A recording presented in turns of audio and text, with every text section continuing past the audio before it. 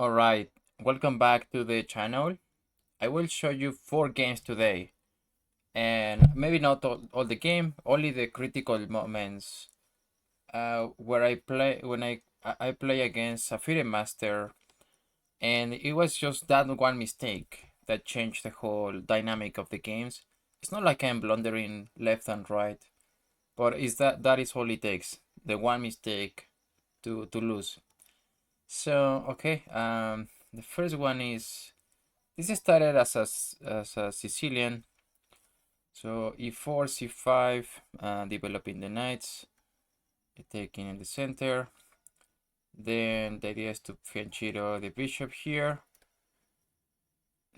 Wait a sec. Okay, I see. I wasn't familiar with this move. This is the first time I see it, but it's a book move to play c4, and then here, yeah, I am supposed to take this bishop. That is the best move. I'm supposed to take this knight. Let me see. Yeah, wait. No, what is the best move? Oh yeah, the best move is to take this knight. But I didn't see it in the game, and I wasn't familiar with the opening theory, or at least with this move, c4. So I was completely lost. And then I have a lot of problems. Like he's about to take this, and maybe I can possibly play, but it's really passive. I didn't want to do. I didn't want to do that. So I go here, 3 pieces, but after that I'm lost. I'm just losing, and the advantage for him is 2.5. So yeah, with 3 pieces, and I have nothing not really to play for. Uh, White has a better position. So I will show you the second game I played. Okay, he played the French defense. This is move 36. And to me, this looks like a draw. I have 6 minutes on the clock. I have an eternity. But I kind of freak out. I was like, ooh, yeah, I'm ready to rock and roll. And I am completely fine. This is a draw. I'm gonna get the draw finally. But I made this mistake. It's just terrible mistake. I was like, okay, he has more pawns on this side. And maybe I can just counter them with my own pawns. But he's gonna sneak in here. He's gonna sneak here. So I'm gonna have to go back and maybe guard this pawn. And so I was like, okay, I'm not gonna let him enter. So I will play preemptively a4, which is a mistake because he can take that pawn anyway.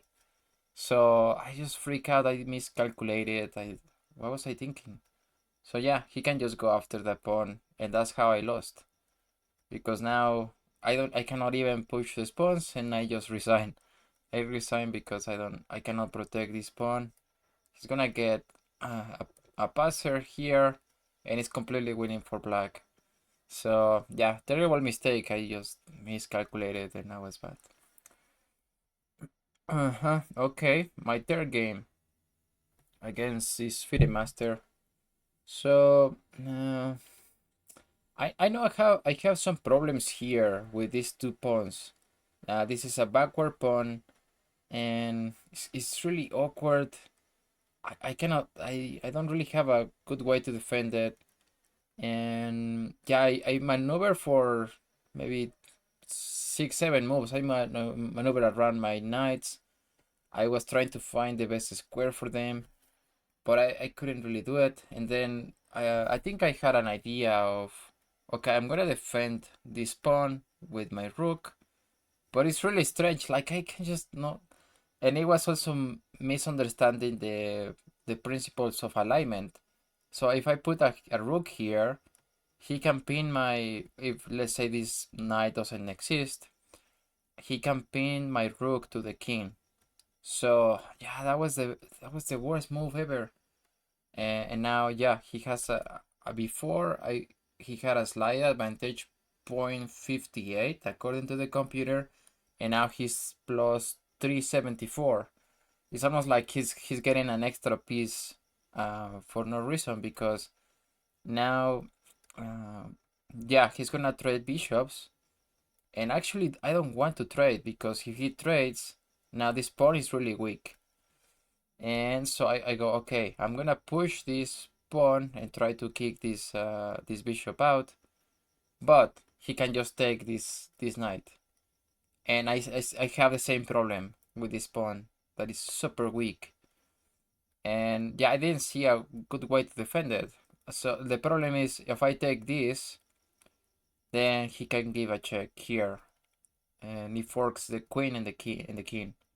So that's bad. And okay, let me go back to where I actually played. Okay, so yeah, the same problem. I cannot take this rook. He gives this check. So yeah, I just resign. I made a move. Okay, I defend with mine because this bishop is hanging. I was like, okay, he can maybe take my rook. But now, yeah, as I told you before, now he's pinning this knight. The only this rook. The only way to defend maybe is to go king c7, protecting this rook. Because he's been attacked twice by the rook and the king and the queen. But I still don't I still don't see how this is a very good move, because he can just give a check here, and then I don't have good escapes. So yeah, I move here, which is also terrible. This is mate in 8, and yeah, that was my that was the third game I had. At this point, I think I was tired. I was completely down in confidence, but I was still playing, so I kept it going. And I don't think I had such a terrible position, because I have this powerful bishop, which in my head is better than this bishop, and he cannot really activate it here, at least not immediately. So, and then my king is a little bit safer, I guess, than his king. So I was like, I am doing fine. But I made a terrible mistake, which was to go e4. Yeah, I was thinking he can take, so if he goes here, yeah, see, the valuation is 0.7. I can just take with this pawn, take back, and I don't know, maybe play, I don't know that. But let me go back. And oh, wait, it's not working for some reason. Okay, it froze for a sec. Okay. Um, yeah, I was thinking he can play here, and then I take back with the pawn, and so he plays bishop g4. There are ways to defend this position. So okay, but no, instead he actually took this pawn in the center, and once I take back, yeah, I don't have enough compensation. See, now he can put pressure here with his bishop, and if he gets the queen over here, I'm getting checkmated. So that is the whole idea, and I just couldn't recover from that. Yeah, we made some maneuver in piece, and then I actually blundered my bishop. So yeah, that was bad. That was just terrible. Okay, so I hope you enjoyed this recap of my games against a FIDE Master. And if you like this type of videos, I will keep making them. I think they are really educative. And as I am playing a much stronger opponent, I think I am getting better at first understanding the importance of openings.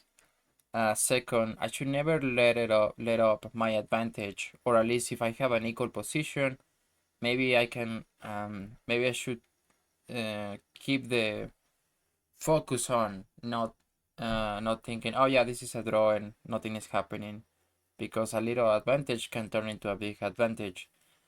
And yeah, maybe taking my time to calculate more. So I am learning from these matches.